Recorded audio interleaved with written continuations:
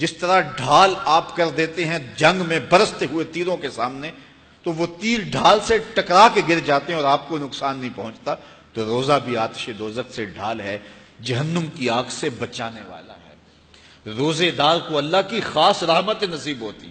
ایک حدیث میں آتا ہے کہ روزے دار کو دو خوشیاں نصیب ہوتی ہیں۔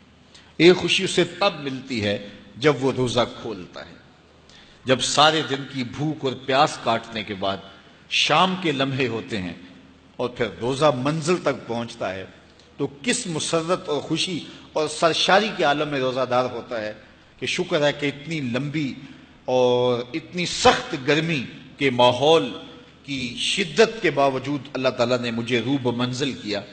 تو اس وقت ایک احساس اس کے ساتھ جڑا ہوتا ہے، اور پھر جب وہ ٹھنڈا اور میٹھا مشروب اپنے کام و دہن میں ٹپکاتا ہے اور وہ ٹھنڈا میٹھا مشروب اس کی رگوں کو تر کرتے ہوئے معدے کی طرف بڑھ رہا ہوتا ہے، اس کی زبان بولے نہ بولے دل اللہ کا شکر ادا کر رہا ہوتا ہے، اس کا ایک ایک عضو بدن رب کا شکرانہ ادا کر رہا ہوتا ہے۔ وہ ٹھنڈا اور میٹھا مشروب رگوں کو تر کرتا ہوا آگے بڑھتا چلا جاتا ہے، لیکن شکرانے کا وہ پیکر بن جاتا ہے۔ وہ ایک مسرت، ایک خوشی کا عالم ہوتا ہے کہ روزہ بھی نب گیا، سارے دن کی تکلیف بھی کٹ گئی، اور اللہ نے مجھے افطار کے لمحوں تک پہنچایا۔ فرمایا روزے دار کو ایک خوشی تب ملتی ہے جب وہ روزہ کھولتا ہے، وَفَرْحَةٌ عِنْدَ لِقَاءِ رَبِّهِ، اور دوسری خوشی روزہ دار کو تب ملے گی جب روزے کے صلے میں اللہ اپنا دیدار عطا فرمائے۔ بنی آدم کے جتنے بھی عمل ہیں 10 سے لے کر 700 گنا تک اس کا ثواب اولاد آدم کو اس کا دیا جاتا ہے۔ جتنا گڑ ڈالو اتنا ہی میٹھا، تو بعض کو 10 گنا، بعض کو 70 گنا، بعض کو 100 گنا، بعض کو 700 گنا، تو 10 سے لے کر 700 گنا تک بندے کے اعمال کا صلہ دیا جاتا ہے۔ لیکن میرے حضور نے فرمایا لیکن روزہ جو ہے اللہ فرماتا ہے وہ میرے لیے ہے اور اس کا اجر میں خود عطا کروں۔ جب وہ خود عطا کرے گا تو کتنا عطا کرے گا؟ سخی اتنا بڑا ہو تو پھر کیا عطا کرے گا؟ بلکہ بعض نے اس کو عجزی بہی کی بجائے عجزہ پڑھا ہے بصیغہ مجہول، کہ روزہ میرے لیے ہے اور اس کی جزا میں خود ہوں۔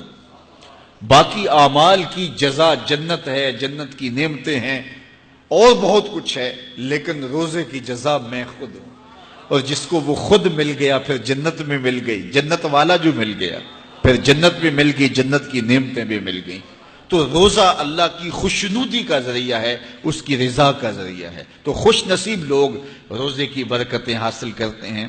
اور ایک روایت میں آتا ہے جب رمضان المبارک کا آغاز ہوتا ہے اللہ اہل ایمان کو، اپنے بندوں کو محبت کی نظر سے دیکھتا ہے، اور اللہ جس کو محبت کی نظر سے دیکھ لے پھر اسے کبھی عذاب نہیں دے گا۔ اللہ اکبر۔ تو یہ روزہ دار کے لیے اللہ کی کرم نوازیاں ہیں، اللہ کی رحمتوں کے اجالے ہیں جو اس کے اوپر برستے ہیں۔ تو میں اور آپ اس ماہ انور کو، اس ماہ نور کو اس طرح سے گزاریں کہ ہمارے اندر کے پاپ دھل جائیں، ہماری غلاظتیں گناہوں کی مٹ جائیں، ہمارا سینہ صاف ہو جائے، ہم اہل ایمان کے لیے کشادہ دل ہو جائیں، ہمیں جو ہے وہ جھوٹ سے، تکبر سے، بخل سے، ریا سے اور دیگر امور بد سے اجتناب کرنے کی عادت پڑ جائے۔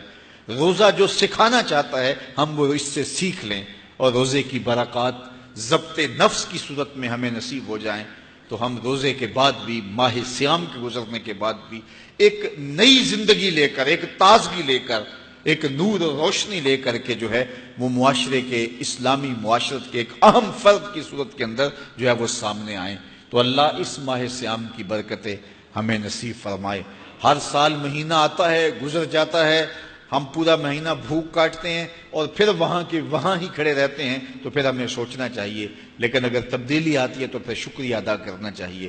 آج کی اس تاریخ میں ہم عزم کر کے اٹھیں کہ ہمارا یہ ماہ صیام ہماری زندگی میں ایک سنگ میل ثابت ہوگا، اور ہم ایک نئے باغپن کے ساتھ، نئے عزم کے ساتھ یہ مہینہ گزاریں گے اور ضبط نفس سیکھیں گے اس مہینے سے۔